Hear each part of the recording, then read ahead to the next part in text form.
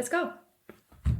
Hello, everybody. Welcome to We'd Rather Be Reading. I'm Jerrica. And I'm Lia. And now when we've rehearsed the names of the main characters of this book, we're now ready to start talking about it. Good. There is so many names going on in my brain because every time we decide to read a book, whether or not we've read it and it's the fourth in the series or the first in the series, I have recently continued to read them. Aside from Marina Kilt, I have not read any other in that series yet. But all of the books we have been reading, I have continued. So now I need to get all of the names in line, in order, because there are a lot of similar names. I think authors follow a pattern of like, what's the most current popular baby name? And like, then let's put that modern name as my character's name. Mm-hmm. Yeah. You know, what's popular? What would I name my child? What can I name my character in my book? I guess you see them as your kids, right? Yeah. Yeah. Sure, they're your babies when you're an author, for sure. Yeah. But then all of your babies are all named the same in that year, and then readers are getting confused of whose baby is this Garrett, whose baby is that Piper, whose baby is this. They're always called Piper. What is up with the name Piper? Anyways, we read this week Love Song for Skeptics by Christina Pishiris. And Christina Pishiris is born in London to Greek Cypriot parents, and she studied English at the University of Sussex. I studied English at the University of Sussex. Ooh, I immediately feel connected to her. Wow. Fancy. We apologize if you guys can hear the ongoing construction or whatever. That is happening somewhere where we cannot even see it. But if you hear it, we apologize. Unless it's imaginary and in our brains. Is there construction going on in my brain? It is possible. Who knows? She is a journalist reporting on the TV industry, and Love Song for Skeptic is her first book, and it was nominated for Romantic Comedy of the Year at the Romantic Novels Award. This is cool. Yeah, and I actually really kind of like this book. It's very British, it's very English in a way, and the narrator is very English. I think she did a good job with narrating. I like listening to her voice.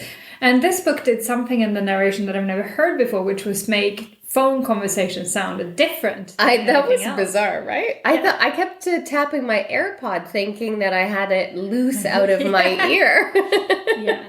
So I did that, which, made... It was good, because then you knew when they were on the phone. Okay. But you had to like really have a quiet household because the phone calls were muffled and quiet, as if you were listening to someone sitting like in a box. In a box. Yeah. Yes. And this book is, the main character is Zoe Phrixos, and she is a Greek English girl in her 30s. I think she's 34. And she is the editor for this Resound magazine, which is this... I used to read a lot of music magazines and stuff when I thought I was cool back in the days. And this would be now one of those... Now you've accepted your uncoolness. I know that I'm not cool. This would be one of those pretentious magazines that would only... would never highlight anything that's popular. They would go for indie stuff. Indie, but also classic. The whole thing is about getting this interview with this very well-known... I see her as kind of like a... what's her face? The main girl of Blondie. Okay. Like a very, very iconic kind of singer that was super popular in 60s, 70s, and then has done very little kind of music-wise since, but is still very, very, very popular. She was coming up in 85, though. Yeah, okay. So, but it's someone who's like Madonna-esque almost, but not Madonna, more of really cool, rock side, not pop.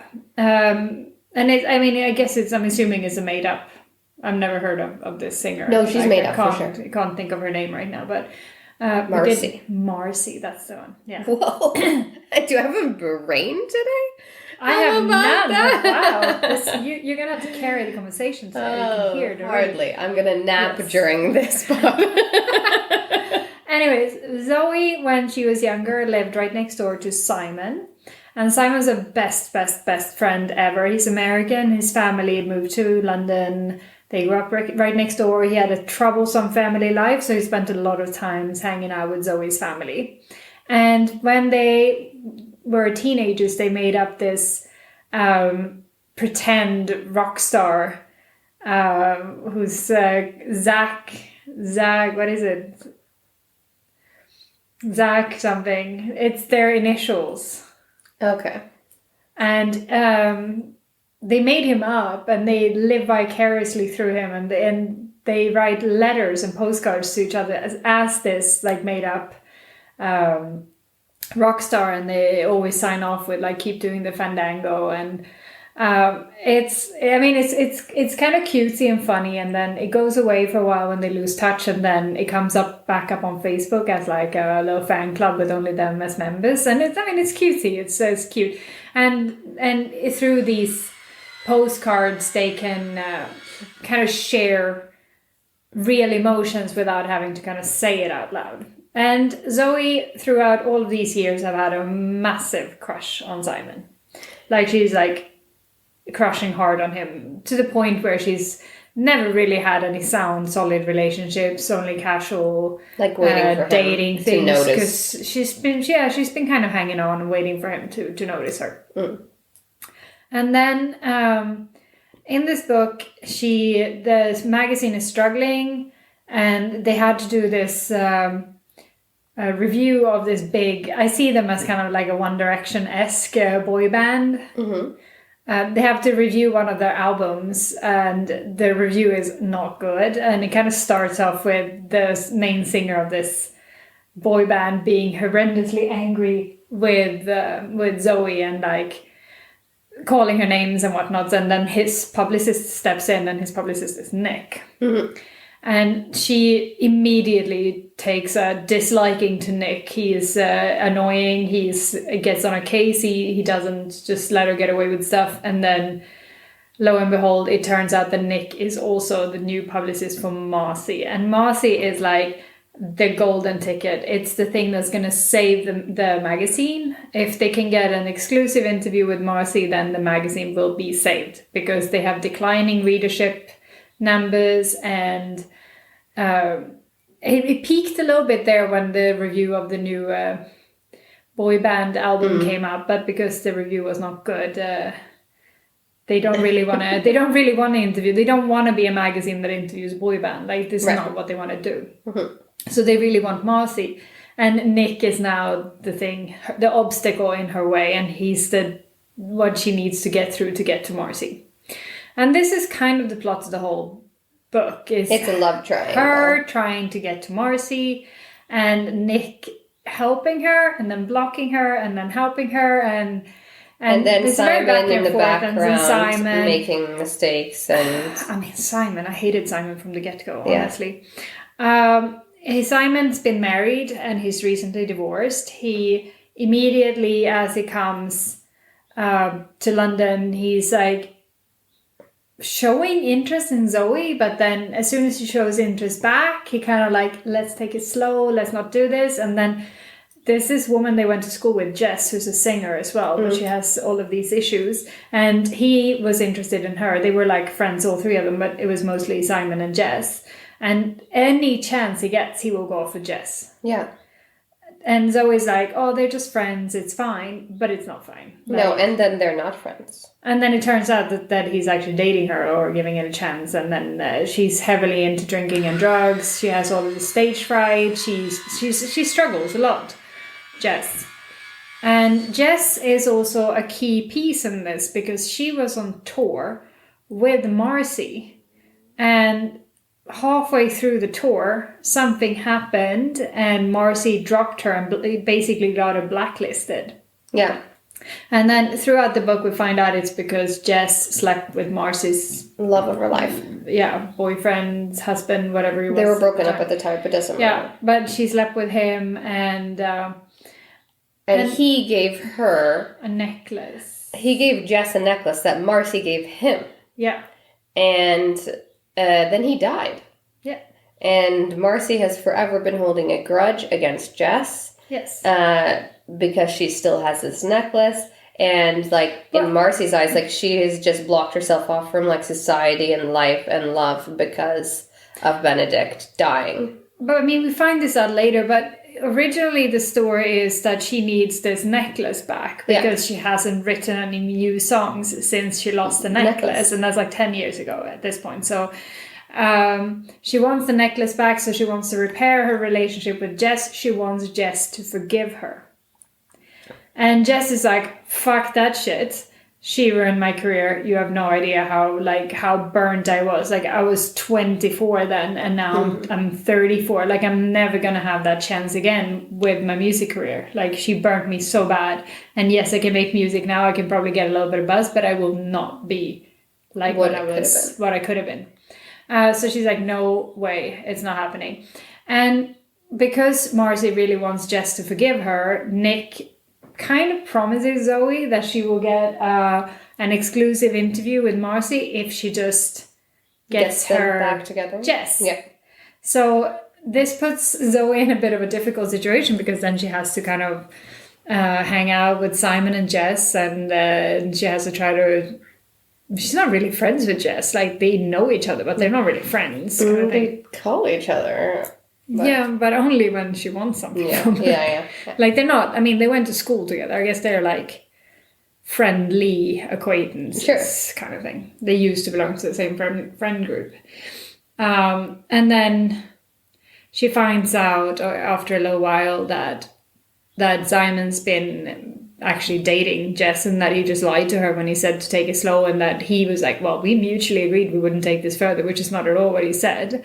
And she also realizes more and more that this is just not cool. And then she has Nick, who she's been kind of hanging out with a bit on and off. Like, she kind of calls him and he calls her, and then they have a kiss. Yeah, and then he, like, professes his love for her, like, kind of a little bit out of the blue. Randomly. And then later, Simon does the same because he has an overdose. Same day. Yeah, he has an overdose and ends up in the hospital. And Jess is, like, calling Zoe, going like, oh, yeah, Simon had to go to the hospital. I don't do hospitals. Can you go? And I'm like, holy fuck, like, this is terrible.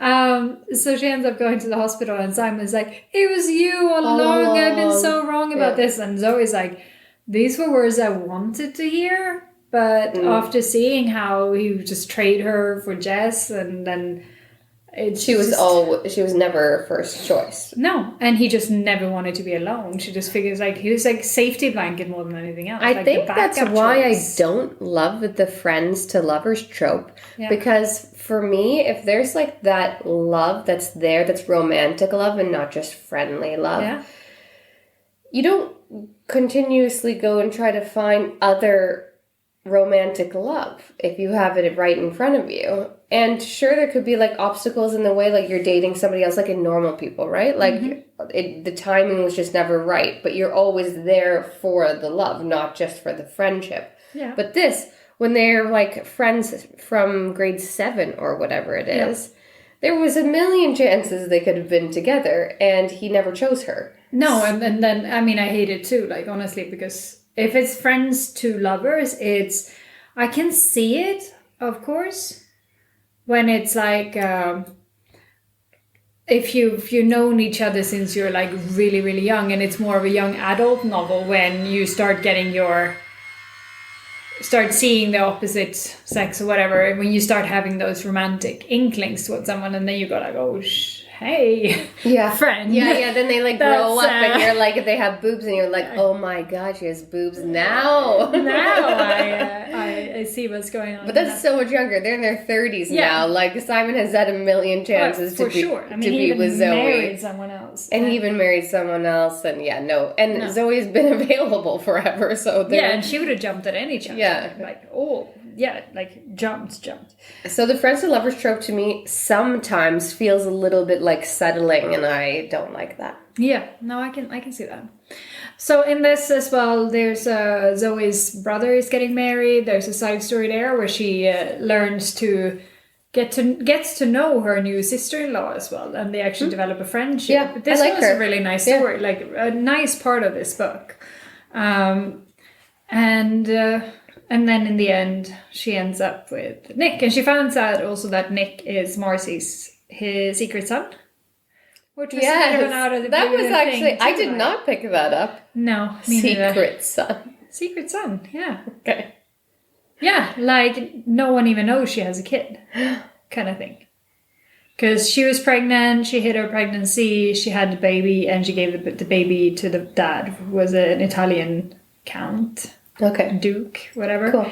And he grew up in Italy. That's why he speaks like 7 different languages, which is another thing. Like Nick is just too perfect. He was like perfect. You know what? I did not think Nick was that perfect because he was also standoffish. No communication. Zero. No.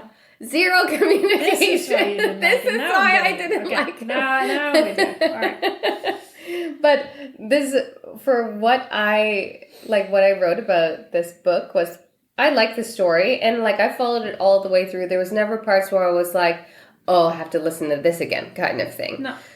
But I have like, and this is totally personal, I have a thing where like British narrators either put me to sleep because they're Mary Poppins to me. You know, they're like this sweet nanny babysitter ladies to me. Like I'm stuck in my like early teenage years, like 12, 13, 14, where I kind of still had a babysitter, and I had younger siblings too, of course. And they were a lot of British babysitters, come to think of it. So maybe it's just my personal experience that like British female voices are soothing to me. And sometimes that makes me go to sleep, but not sleep, but like out of the story because I'm like being lulled into like this calmness. But the fact that the narrator's tone was the same for both dialogue and narration threw me so many times I had to pause it and like rewind it to be like, was that something they said or something that she's thinking? Also, I don't know if you felt this too, but the book was written in first person, but it felt like it was written in third person because there was no real differentiation of characters when she was speaking. Yeah. Like she had everybody's voice the same. Yeah. So you just felt like you were being told the story the whole time because also like her influx wasn't different when it was dialogue either. So it was a very odd narrated book. It was one of my old coworkers who told me that she cannot listen to a lot of books because they make the voices and she's not a fucking child, is what she said. So I guess this is a narration for adults. Okay. I like the voices. Yeah. I love it when narrators act. Yes and no. I mean, I honestly didn't even reflect on it. So clearly it's not a big deal for me. But I like when they do the voices when they do them well. I hate when they do the voices like, we're going to talk a lot about this in a couple of episodes. But we're going to talk about another book that we read. But bad accents. That kind of stuff, like then I'm like, please just don't, just do not, just use your normal fucking voice. Or when every woman over the age of 50 sounds like an old creaky door. This I'm like, come on, she's not 103, you know. Oh, true. Like if she's just like 50 years old and her voice is like, and then we went to the store. Yeah. So I think there's some people that do it better than others, like with everything else. I mean, yeah, sure. It is voice acting in a way, like these audiobook narration. They definitely and need I would to be prefer that they don't do the voices if they're not good at it, kind of thing. Like then I don't mind it. I wonder how thorough the author is in the process of narration. Do they listen to them say a couple chapters with a couple different voices and are like, okay, you're the right person to narrate this book? Or like one of the books that we read previously, I can't really remember what the author's name is, but it was a college book. And the author didn't pick the narrators. for the audiobook. Scribe did. Scribe did the audiobook for her. And it was great. But she had no actual say in it. So sometimes when we listen to this, there was another book too that you said to me, there's different narrators in Scribe than it is in Storytell. So the author is not really, seems like so much a part of the... I think it depends on what kind of contract you have. Yeah, that's true. For sure. In the publishing. Because I think if you want to have creative control over the audiobooks, then this needs to be in the contract. Mm. And I also know, I follow this this woman, Rebecca Wolf.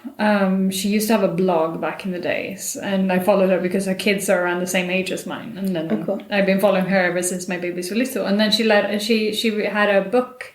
She published a book called Rock a Baby or something like that, and that I really liked back in the day. And now she just released another book, and she did her own audio book narration. She narrated her own book. Okay. But I think this must have been important to her because she would have obviously pushed this through and made sure that she was the one to narrate her own book. Yeah. And we've seen it with some other authors have narrated their own books.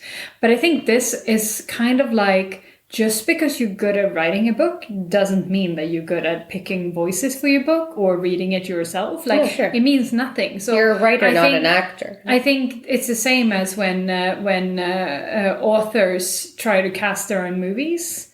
Yeah. Like, you're like, okay, I understand this is the person you see when you write these characters, but this would not be good. Like, these people have no character, like, they have no chemistry with each other. Like, you need so much more than Shadow and Bone. I still can't deal with Zoya and Shadow and Bone. And knowing how much of a bigger role she has throughout the rest of these books, like, I can't...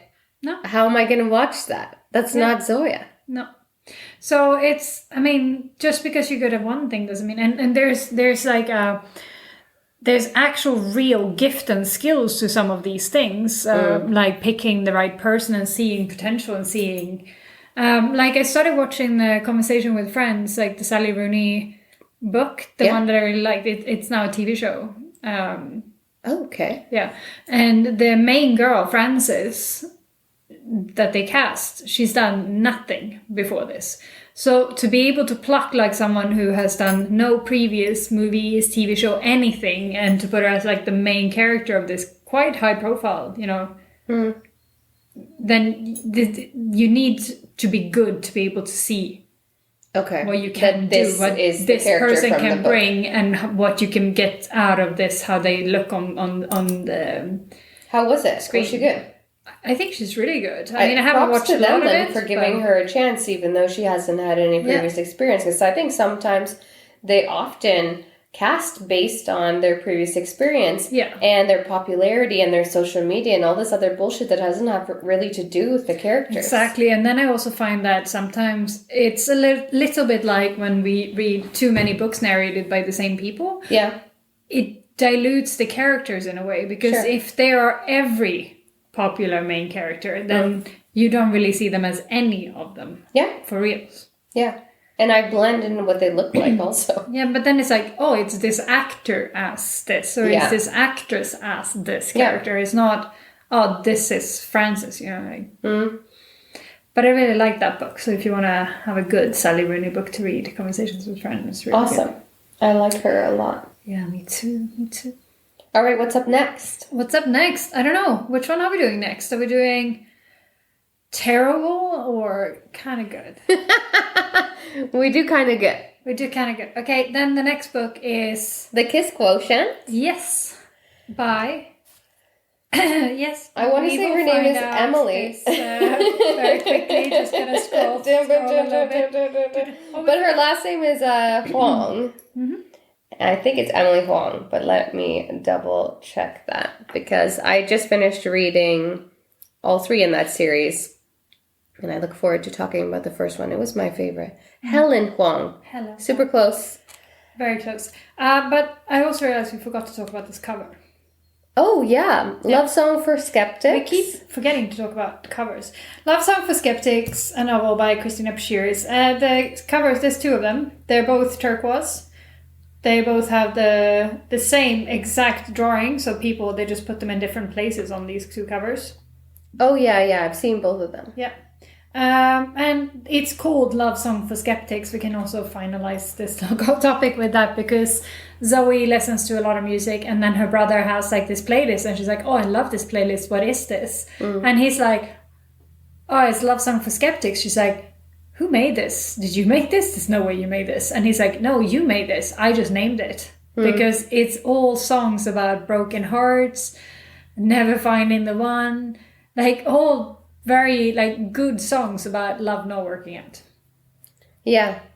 But love worked out at the end of this book anyways. Yeah, and she chose romance. She chose the right guy of the 2 guys that she had. I think she will still remain friends with Simon, which I probably would have dumped him, but that's just me. No, I would have too. There was nothing good there, except for history. But that's all we have to say on this. Would you recommend it? Yeah, sure. Yeah, me too. Good job. Yay. Another good debut novel. I'm so impressed by people who write good novels off the bat. Yeah, debut novels also. Yeah. But sometimes they write a gajillion books and then get a publisher, and the publisher chooses the best one to go out with. So Maybe. All right, let's move on to the next. Thanks everyone for listening. We'll see you later. Bye. We'd Rather Be Reading is an original podcast by Jerrica and Lia and The music for The Penguins, written and performed by David Allred from the album The Transition, courtesy of Erased Tapes. Please check him out on Spotify and check us out on social media. We're on Facebook and Instagram at We'd Rather Be Reading and on Twitter at We'd Rather Read. You can also email us at we'drathebereadingthepod@gmail.com. Thanks for listening.